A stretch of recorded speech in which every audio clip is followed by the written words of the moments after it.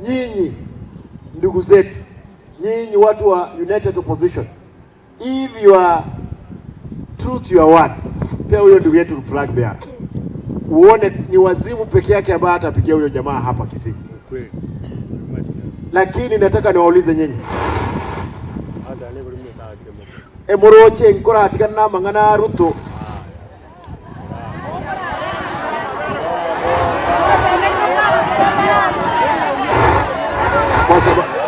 wacha niwaulize na mkwe wa haki, tuachane na mambo ya Ruto kwanza,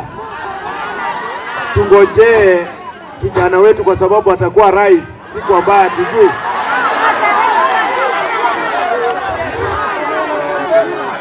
Ngora atika mangana Ruto kiagera ndigane ne stadium ndigane ne chiro tuganye pako monto mintaso boga